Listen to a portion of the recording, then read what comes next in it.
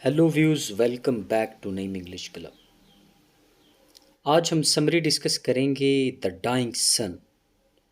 Second year में modern prose में first chapter है, जिसमें सर जेम्स जेम्स इसके राइटर हैं। उन्होंने एक थीरी पेश की है और वो बताते हैं इंसानी ज़िंदगी के इर्तिका के बारे में कि इंसानी ज़िंदगी की शुरुआत इस कायनात के अंदर कैसे हुई, किस तरह वजूद में आई।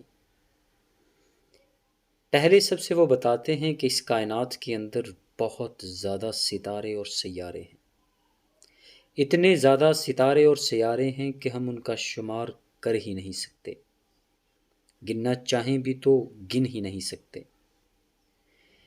इन सितारों और सैयारों का वो कंपैरिजन करता है कि जिस तरह इस कायनात के अंदर मौजूद तमाम सहराओं पे मौजूद रेत के ज़र्रे हैं, जिस तरह तमाम सहराओं में मौजूद रेत के ज़र्रों को हम गिन नहीं सकते, इसी तरह इस कायनात के अंदर सितारों और सैयारों को हम कभी गिन ही नहीं सकते। बताना ये चाहता है कि इनकी तादाद बहुत बहुत बहुत ज़्यादा है, सितारों और सैयारों की। सर जेम्स जेम्स कहते हैं कि इन सितारों और सैयारों में से बाज़ सितारे या सैयारे बहुत छोटे हैं, इतने छोटे हैं कि बहुत ही छोटे हैं,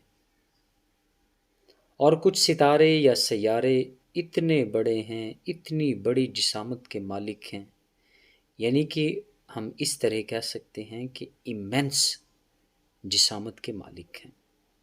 इतनी बड़ी जिसामत के मालिक हैं कि हमारी ज़मीन जैसी सैकड़ों हज़ारों करोड़ों लाखों ज़मीनें उसमें समा भी जाएं तो भी उसके अंदर जगह खाली बच जाएगी।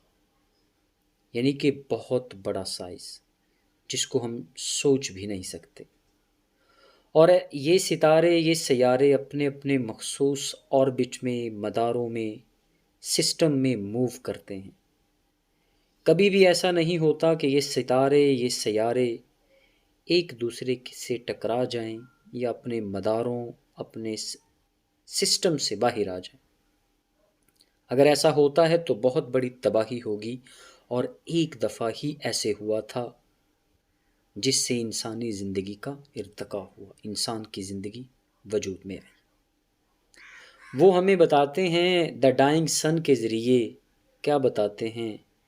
कहते हैं कि ये अपने अपने मखसूस ऑर्बिट से बाहर आ ही नहीं सकते।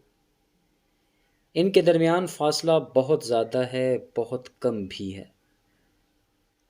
बताते हैं हुआ ये कि एक दफ़ा एक सैयारा सूरज की सतह पर लहरें पैदा करता गया। जूं जूं वो सूरज के करीब आया, ये लहरें पहाड़ों की शक्ल इख्तियार कर गईं। जिस तरह वो सैयारा सूरज के करीब आता था, ये बढ़ती जाती थी।